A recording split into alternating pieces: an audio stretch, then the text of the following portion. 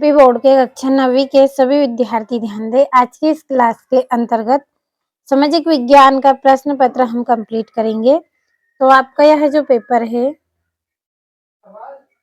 तो ये आपका जो पेपर है वो 13 फरवरी के दिन होने वाला है। तो उसके लिए देखिए कुछ प्रश्न हम पढ़ेंगे। तो इस तरह के ये निर्देशांक आपके रहेंगे और फुल सॉल्यूशन के साथ आज का आपका पूरा पेपर रहेगा। तो ये आपका पहला प्रश्न है जिसमें आपको सही विकल्प चुनकर लिखना है। तो पहला है, कर्क रेखा किस राज्य से नहीं गुजरती है? तो कर्क जो रेखा है वो उड़ीसा से नहीं गुजरती है, तो इसका आपका बी सही रहेगा।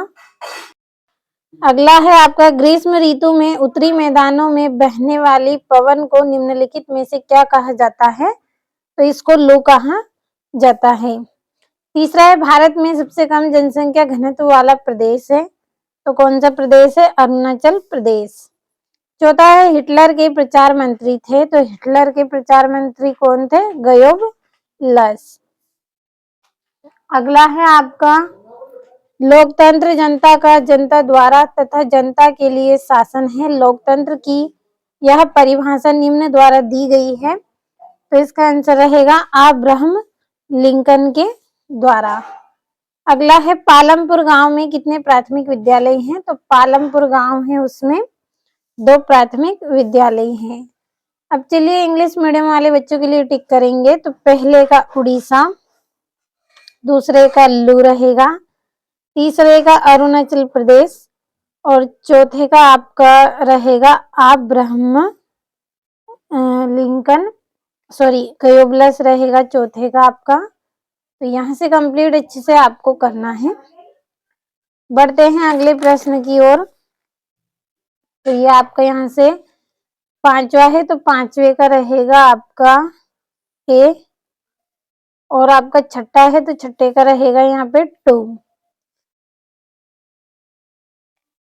तो अगला जो प्रश्न है उसमें रिक्त स्थानों की पूर्ति कीजिए। पहला है, भारत के कोरोमंडल तट पर सर्वाधिक वर्षा डेढ़ माह में होती है। तो अक्टूबर से नवंबर में।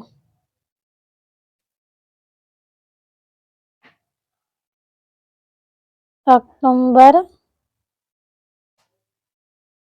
से नवंबर। अगला है, समानता का अधिकार संविधान में वर्णित डेढ़ में से एक है। तो क्या है? मौलिक अधिकार।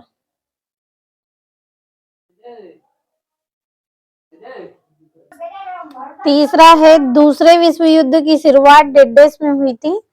तो इसका आंसर आएगा आपका सितंबर 1939। अगला है, नागरिकों का प्रतिनिधि चुनने का अधिकार डेढ़ कहलाता है। तो क्या कहलाता है? मताधिकार कहलाता है।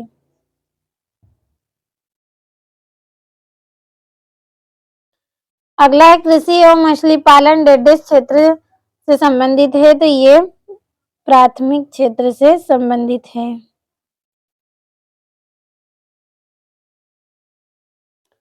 अगला है, बंगाल का आकार डेढ़ की कमी के कारण हुआ था। तो किसकी कमी के कारण? चावल। और यहाँ से इंग्लिश मीडियम वाले बच्चों के लिए हम कंप्लीट कर लेंगे।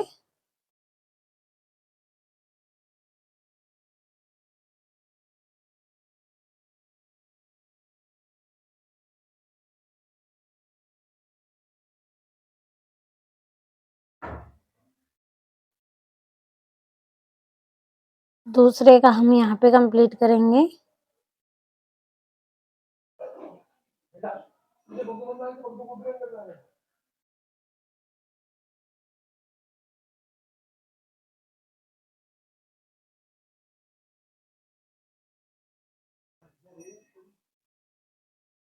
और यहाँ पे हम तीसरा लिखेंगे।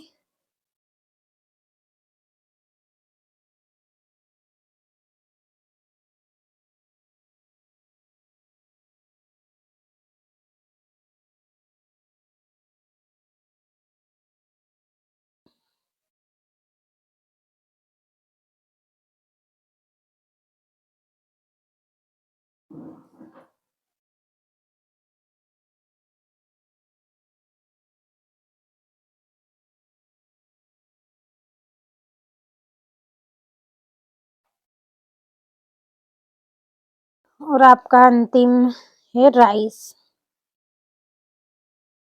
अब अगला प्रश्न है जिसमें जोड़ियां हैं। पहली है जदीदी, तो इसकी जोड़ी रहेगी रूसी साम्राज्य की शासकीय मुस्लिम सुधारवादी, पहली जोड़ी। दूसरा है वाइमर गणराज्य की स्थापना, तो इसका रहेगा 9 नवंबर 1918। तीसरा है वॉल स्ट्रीट एक्सचेंज, तो इसका रहेगा अमेरिका का शेयर बाजार। चौथा है कच्चा माल तथा नगद पैसा, तो कार्यशील पूंजी। और चीन, तो चीन की जोड़ी रहेगी आपकी राष्ट्रीय जनसंसद, सॉरी, हाँ ये आपकी चौथी है, पांचवी। और राष्ट्रीय खाद्य सुरक्षा अधिनियम, तो 1913। ये हो गई आपकी जोड़ियां। अब बढ़ते हैं अगले प्रश्न की ओर। तो यहाँ से हम कंप्लीट करेंगे, तो ये छठी जोड़ी हो जाएगी और ये चौथी और ये वाली आपकी तीसरी,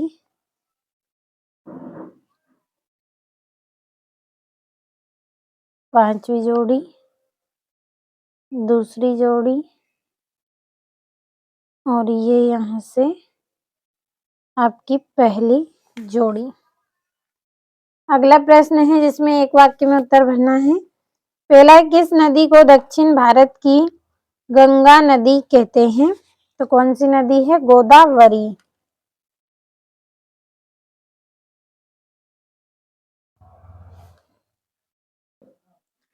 दूसरा है तृतीय क्रियाकलाप के उदाहरण दीजिए, तो परिवहन,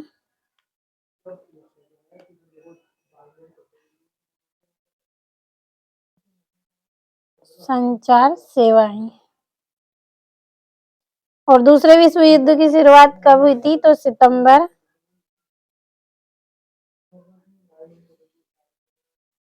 इसका आएगा 1939। चौथा, यूनानी में क्रोशिया का अर्थ होता है, तो क्या होता है? शासन। और वायसराय की संधि कब हुई थी? तो 28 जून को।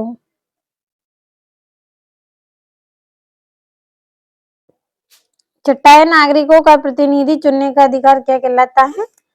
मताधिकार।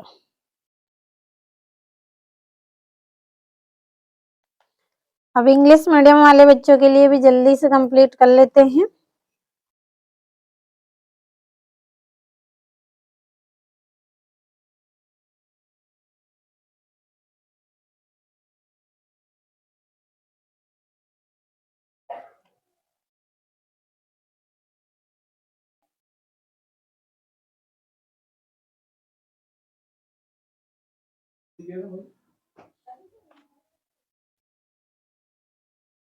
ये आपका यहाँ से दूसरा है।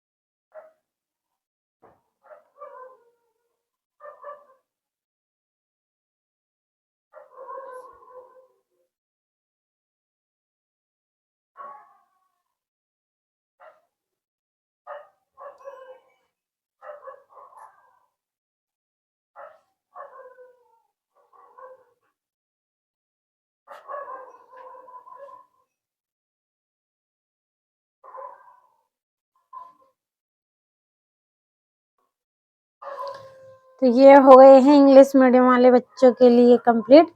अब यहाँ से हम जल्दी से टिक करेंगे क्योंकि समय भी आपके पास कम है और वीडियो भी आपका ज़्यादा लॉन्ग हो जाएगा, तो इतना समय भी नहीं है आपके पास। तो सभी को आपको अच्छे से पढ़ लेना है, अच्छे से समझ लें आप हर एक प्रश्न को। और ये 2-2 नंबर के प्रश्न हैं। कब और किस नहर के खुलने से भारत और यूरोप के बीच की दूरी कम हो गई? और व्यापारिक पवनी किन्हें कहते हैं, और वनों के महत्व आपको लिखने हैं, और वन संरक्षण क्यों आवश्यक है। यहाँ से भारत के 2 औषधि पौधों के नाम एवं गुण। जीविका संकट प्राचीन राजतंत्र के दौरान फ्रांस में काफी आम थे, स्पष्ट कीजिए। और द्वितीयक इंटरनेशनल क्या था।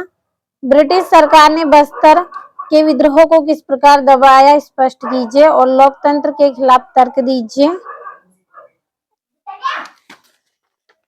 और नेहरू जी के अनुसार नए भारत के सपने किस तरह विश्व से जुड़े हैं। भारतीय चुनाव प्रणाली के प्रमुख दोषों का वर्णन आपको करना है।